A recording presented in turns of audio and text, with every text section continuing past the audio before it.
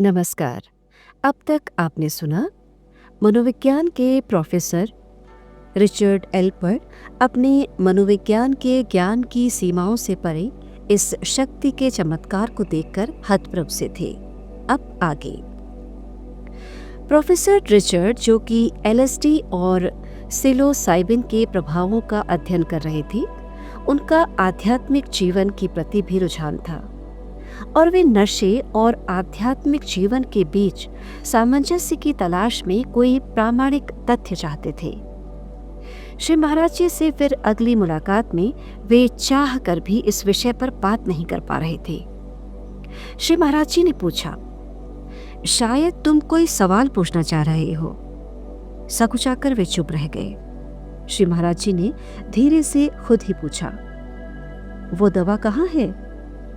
वे इस प्रश्न पर चौंक गए। फिर श्री महाराज जी के कहने पर एलएसडी की गोलियां लेकर आ गए। रिचर्ड के अनुसार एक वयस्क के लिए इसकी एक गोली भी अत्यधिक प्रभावशाली होती थी, लेकिन श्री महाराज जी ने शीशी में रखी 3 गोलियां एक साथ खा ली और उन पर कुछ भी खास प्रभाव नहीं पड़ा।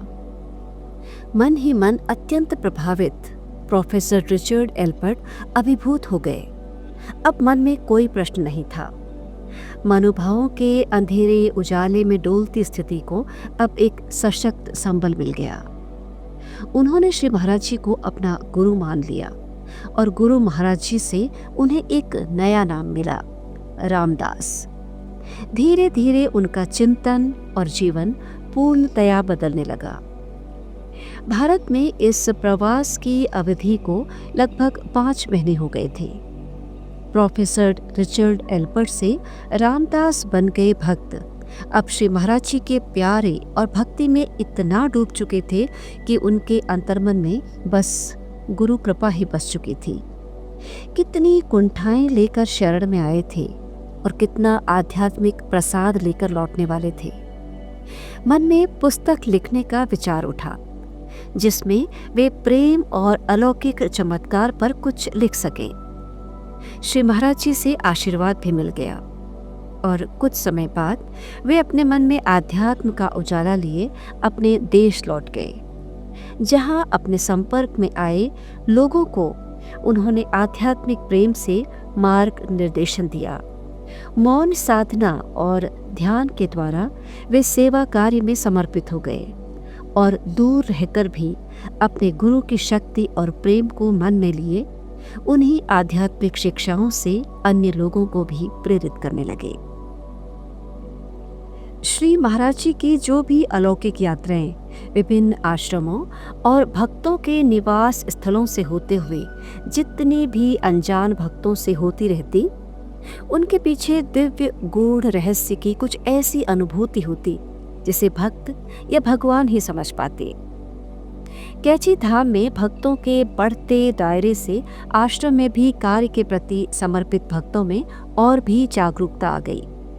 श्री सिद्धि माँ की समर्पित सेवाएं, प्रेम वात्सल्य भरा व्यवहार और जीवंती माई की रसोई की जिम्मेदारियों ने जैसे नैनीताल की माइयों को और भी भक्ति के मार्ग पर साधिका बना दिया। वहीं अपनी अपनी सेवाओं में व्यस्त कार्यकर्ताओं और भक्तों के बीच एक बालक की अपने कंधे के डोरी में कुछ बंधे हुए चाबियों का गुच्छा लिए अलग ही दौड़ भाग चल रही थी। कुछ समय पहले ही उपनयन संस्कार हुए इस ब्राह्मण युवक के प्रति श्री महाराज जी का प्रेम विशेष रूप से झलकता था। बालक फुर्ती से अपने काम में जुटे थे और श्री महाराज जी आने जाने वाले भक्तों से कह देते, यही है यहाँ कैची के मालिक। कर्मठ बालक का उत्साह और भी बढ़ जाता।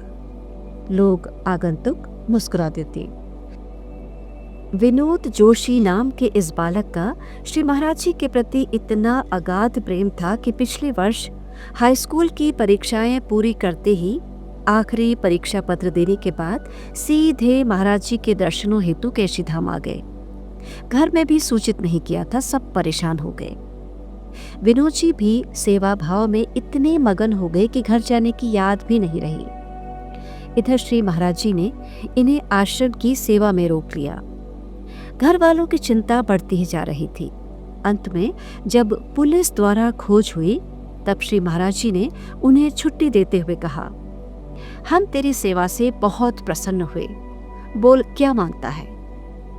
खुशी से भाव विभोर हुए विनोद जोशी जी बोल पड़े, आपके चरणों की सेवा। प्रसन्न मन से श्री महाराज जी ने आशीर्वाद देते हुए तथास्तु कह दिया। खुशी खुशी विनोद जोशी जी घर आ गए और बाद में उन्हें हनुमानगढ़ में सेवा हेतु रख लिया। उनके समर्पित प्रेम और निश्चल भावनाओं से वे इतने प्रसन्न थे कि वे उनकी हर तरह से सहायता कर प्रोत्साहित करते रहते। इधर श्री महाराज जी जैसे विनोद जी को भावी जीवन की जिम्मेदारियों का प्रशिक्षण दे रहे थे। वे कभी उन्हें भूमियाधार, कभी काकड़ी घाट, तो कभी दिल्ली आदि के विभिन्न मंदिरों में भेजते। मंदिर और आश्रमों के कार्यों का अनुभव अब विनोद जी के जीवन का अभिन्न अंग हो गया। साथ ही साथ वे अपनी शिक्षा के क्षेत्र में भी पूरी मेहनत से जुटे थे। कैची धाम में एक कर्मनिष्ठ सेवक की भूमिका में मानो श्री महाराज जी का आशीर्वाद और प्रशिक्षण उन्हें एक हीरे की तरह तराश रहा था, जिसे कैची धाम के भक्तिमय आंगन में एक उदार और समर्पित सेवक के रूप में जगमगाना था। श्री महाराज जी की भावी योजनाओं में क्या चल रहा है कौन जान पाया। अब श्री महाराज जी आश्रम में सिद्धि माँ और जीवंती माँ से अक्सर कहते, तुम्हें सेवा के कार्य के लिए एक लड़के की बहुत जरूरत है ना, ढूंढना पड़ेगा। दोनों माइयां ही इस रहस्य भरे शब्दों को समझ नहीं पाती। उधर आगरा गोकुलपुरा में बिटिया की विदाई के बाद जहां आगरा में घर का आंगन सूना सा लगता था, वहीं अम्मा भी जैसे अपने आप को भूल बिटिया के नए संसार के विषय में ही सोचती रहती।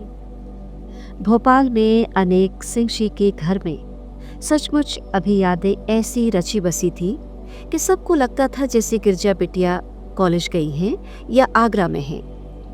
उनके शालीन और गरिमामय व्यक्तित्व का उदाहरण देते हुए उर्मिला भाभी जी भी अपने बच्चों शशि और धनंजय को वैसा ही आज्ञाकारी और नम्र बनने की प्रेरणा देती रहती। बड़े भैया और भाभी के साथ जिस सम्मान और प्यार की डोर बंधी अपने कर्तव्यों की पढ़ाई में वे व्यस्त रहती थी, वो सचमुच प्रशंसनीय था। अक्सर परिवार में छोटे बच्चे भी जब संयुक्त परिवार की मान्यताओं को देखते हैं तो स्वयं भी उस परंपरा का हिस्सा बन जाते हैं। उधर नागपुर में नई नवेली दुल्हन गिरजा देवी जी भी अपने ससुराल के बड़े संभ्रांत परिवार में कुछ सकुचाई सी नए परिवेश में ढलने की कोशिश कर रही थी। पति श्री जगदीश प्रसाद भटेले जी के अतिरिक्त 3 देवर श्री अनिल शर्मा, श्री अनूप शर्मा और श्री मनोज शर्मा और एक ननद मृदुला जी थी। नई भाभी के स्वागत में सभी प्यार और अपनेपन से जुड़े रहते, तो वहीं ममतामयी सास जी के लिए तो वे आंखों का तारा थी। यहाँ पर ससुर साहब जी का अपना विस्तृत कारोबार था, इसलिए यहाँ के बड़े से मकान में सभी साथ ही रहते थे। सुंदर सुशील बहू के आगमन की पारंपरिक शुभ रस्मों के निर्वहन के बाद नव व्याहता गिरजा देवी पति संग पगफेरे हेतु आगरा आ गई। अम्मा और भाभी भैया ने बड़ी अरमानों रीति रिवाजों के साथ भव्य स्वागत किया। अब गौने की रस्म तक उन्हें यही रहना था और पति श्री जगदीश भटेले जी को अपने कार्यस्थल भिलाई लौटना था। अम्मा ने बड़े प्यार दुलार और आदर से बेटी दामाद के लिए बहुत सी तैयारियां की थी। बेटी के संग सजीले दामाद को देखकर वे प्रसन्नता से भर उठती। घर में एक बार फिर उत्सव का माहौल छा गया। उधर श्री महाराज जी की लीला अपने भक्तों में आशीर्वाद बनकर किस तरह बरस रही थी कोई नहीं जानता। परिक्रमा मार्ग वृंदावन आश्रम में अभी निर्माण कार्य चल ही रहा था। श्री हनुमान मंदिर की स्थापना और श्री महाराज जी की कुटिया का निर्माण हो चुका था। बरसात के दिन थे। बाढ़ जैसी स्थिति में 2 दिन सरकारी अवकाश घोषित हो चुका था। ITI वृंदावन कार्यालय में कार्यरत श्री प्रभु दयाल शर्मा अपने मित्र के कहने पर श्री नीम करोरी महाराज जी से मिलने वृंदावन आश्रम आ गए, जहां श्री महाराज जी अपनी कुटिया में विराजमान थे। प्रभु दयाल शर्मा जी अभी महाराज जी से परिचित नहीं थे, तो उनके मन में कोई विशेष श्रद्धा और विश्वास जैसा भाव नहीं था। उनके प्रवेश करते ही महाराज जी ने उनसे आदतन पूछा, क्या नाम, कहाँ से आए हो? उन्होंने बता दिया। उन्हें बैठे अभी 1 मिनट भी नहीं हुआ होगा कि महाराज जी बोल उठे, अब जाओ, आज्ञा हो गई है, जाओ। शर्मा जी चाहते तो थे कुछ देर और बैठूं, पर आदेश हो चुका था तो क्या कहते, चुपचाप घर की ओर आ गए। अभी घर की तरफ अनमने मन से आते हुए एक पैर दरवाजे पर रखा ही था कि पूरे शरीर में विद्युत करंट जैसे अनुभव से शरीर झंझना उठा। उन असीम आनंद की लहरों में मन ऐसा भीग गया कि अचानक उनके मुंह से निकल पड़ा, बाबा महापुरुष हैं, कोई साधारण व्यक्ति नहीं। इसके बाद वे नशे से झूमती हुई हालत में श्री महाराज जी के विराट अस्तित्व को महसूस करते हुए अर्धविक्षिप्त से हो गए। न सो पाते थे, न अपना होश था। मन में शब्दों की उमड़ घुमड़, भावों के ओत प्रोत में वे अपने विचारों को, श्री महाराज जी से मिली प्रेरणा को शब्दों में लिखने लगे। मैं हूँ बुद्धि मलिन अति, श्रद्धा भक्ति विहीन, करूँ विनय कछु आपकी, हो सब ही विधि दीन। वे किस प्रकार ये लिखते जा रहे थे, उन्हें स्वयं कुछ पता नहीं था। न वे लेखक थे, न कवि, और न ही ऐसे पुराने भक्त जिन्हें पहले से ही महाराज जी के शक्ति और स्वरूप के बारे में कुछ पता हो। जेहि पर कृपा करहु जनु जानी, कवि उर अजिर नचा वही बानी। बस ऐसे ही कृपा पात्र बने थे श्री प्रभु दयाल शर्मा जी, और लेखनी अबाध गति से श्री महाराज जी के दिव्य स्वरूप को विनय चालीसा के रूप में काव्यात्मक रूप देती जा रही थी। मन में उठ रही भक्ति भावनाओं की लहरों ने विनय चालीसा का रूप ले लिया। श्रद्धा के ये पुष्प कछु, चरणन धरे संभार, कृपा सिंधु गुरुदेव प्रभु, कर लीजिए स्वीकार। अब प्रभु दयाल शर्मा जी को सामने जाकर प्रस्तुत करने में संकोच हो रहा था। उन्होंने वृंदावन रहते हुए डाक के द्वारा इसे महाराज जी के पति वृंदावन आश्रम पर भेज दिया। अपने स्व के प्रति सदा से ही उदासीन श्री महाराज जी ने उसे देखे बिना ही बोर्ड मारकर फेंक दिया। दूसरे दिन भक्त कालीनाथ कपूर साहब को जब ये रचना कूड़े में मिली तो उन्होंने कानपुर जाकर उसे छपवा दिया, और प्रभु दयाल शर्मा जी जीवन भर के लिए अपने महाप्रभु महाराज जी के परम भक्त हो गए। ऐसे ही मनमौजी हुए हमारे श्री महाराज जी। वे किस पर कहाँ कब कृपा करे कोई नहीं जान सका। मूकम करोति वाचालांग पंगुंग लंघयते गिरिम, यत् कृपातमहं वंदे परमानंद माधवम। और आज इस विनय चालीसा के बिना हमारे महाराज जी की आराधना अधूरी सी लगती है। श्री महाराज जी अपनी प्रेरणा शक्ति से जैसा चाहते थे सब संभव हो जाता। किसी का हृदय परिवर्तन करना आसान है क्या? मनुष्य अपनी आदतों में ढल जाए तो बदलना मुश्किल होता है, पर महाप्रभु जिसे जिस प्रकार चाहते अपनी अदृश्य डोरियों के सहारे कार्य करवा लेते। उनकी इच्छा शक्ति का ही खेल था कि वे जिस रूप में चाहे उसी रूप में दर्शन दे सकते थे। उनकी स्थूल काया किसी को बाल गोपाल के रूप में दृष्टिगोचर होती तो कोई अपने आराध्य इष्टदेव के दर्शन कर मुक्त हो उठता। कभी कनक भूधराकार शरीरा के रूप में अपने विराट स्वरूप को प्रकट कर देते तो कभी कृष्ण स्वरूप मोहिनी के चितवन का आकर्षण लिए अपने भक्तों को भाव विभोर कर देते। कभी राम नाम धुन की सरसधारा में भक्त स्वयं को भूल जड़वत हो आंसू बहाने लगते। सदा की भांति आज कैंची में दरबार लगा है। दिनांक है 15 जून 1968 1968। भक्तजन अपने प्रिय आराध्य श्री महाराज जी की ओर देखकर मंत्रमुग्ध भाव से आनंदित हो रहे हैं। महाप्रभु भी सदा की भांति राम राम की धुन अपनी सांसों में लिए भावमग्न हैं। अचानक तिवारी जी से कह उठते हैं, हमें रामायण सुनाओ। भक्तों के बीच बैठे उमू गांव के श्री गोपाल दत्त तिवारी जी ने नम्रता से पूछा, कहाँ से सुनाओ महाराज जी?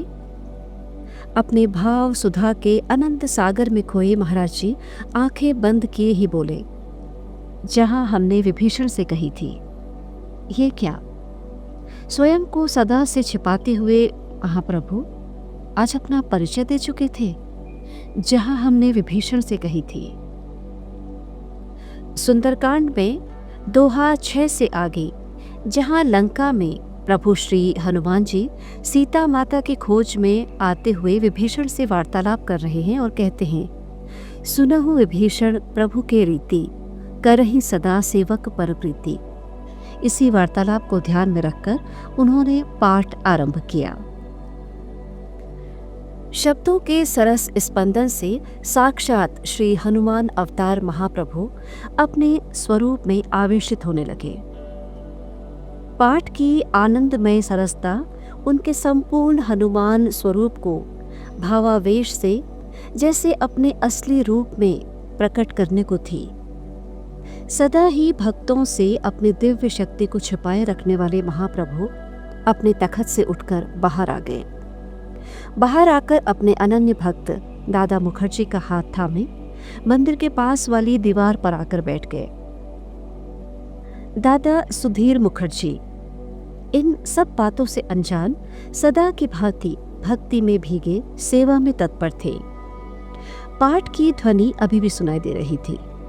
अब श्री महाराज जी उठे, दादा का हाथ थामे शिव मंदिर के पास जाकर बैठ गए। श्री महाराज जी का हाथ दादा के कंधे पर था, जो पता नहीं क्यों भारी होता जा रहा था, इतना भारी कि दादा मुखर्जी उसका भार सहन नहीं कर पा रहे थे। उन्होंने घूमकर श्री महाराज जी की तरफ देखा तो सहसा उन्हें अपनी आंखों पर विश्वास नहीं हुआ। श्री महाराज जी का स्वरूप एक विशाल काय वानर के स्वरूप में परिवर्तित हो चुका था, जिसे वे अपनी आंखों से सुस्पष्ट देख पा रहे थे। उन्होंने दादा मुखर्जी का हाथ कस के थाम रखा था। रुद्रावतार श्री हनुमान जी के स्वरूप महाराज जी वानर रूप में हाथों को भूमि पर टिकाए पंजों के बल बैठे थे। मुख एकदम काला था और शरीर का रोम रोम हनुमान जी के वानर देह की भांति सुनहरे बालों में बदल चुका था। दादा का एक हाथ अभी भी इतना कसकर पकड़ रखा था कि उनके कसाव में जैसे रक्त संचार भी मुश्किल हो रहा हो। इस अद्भुत दृश्य को देख वे अपनी सुध बुध भूल गए और विक्षिप्त अवस्था में किसी तरह हाथ छुड़ाकर जंगल की ओर भागने लगे। वहां जाकर बेहोश हो गए। महाप्रभु श्री हनुमान अवतार श्री महाराज जी को कुछ समय के बाद लोगों ने कैची आश्रम के बाहर सड़क पर भक्तों को दर्शन देते देखा। फिर मंदिर में आकर साधारण भाव से बोले, दादा, दादा कहाँ हैं? दादा तो आज अपने महाराज के स्वरूप में साक्षात श्री हनुमान जी के दर्शन कर जंगलों में कहीं अचेत पड़े थे। कैची में सब जगह उन्हें ढूंढा गया, पर जब वे वापस लौटे तो निशब्द थे। लोग उन्हें बार बार याद दिला रहे थे कि वे दोनों आश्रम से अचानक कहाँ चले गए। दादा के पास कोई उत्तर नहीं था। इन अद्भुत दर्शनों के बाद अब कहने को कुछ नहीं रह गया। आज अपने महाप्रभु के साक्षात हनुमान स्वरूप में अविस्मरणीय दर्शनों के बाद वे जैसे कण कण में अपने महाराज जी के अलौकिक स्वरूप को देख रहे थे। बस इतना ही कह सके। आज उन्होंने बाबा को श्री हनुमान रूप में देखा। महाप्रभु महाराज जी, श्री नीम करौरी बाबा, पावन कथामृत। आज का प्रसंग यहीं तक।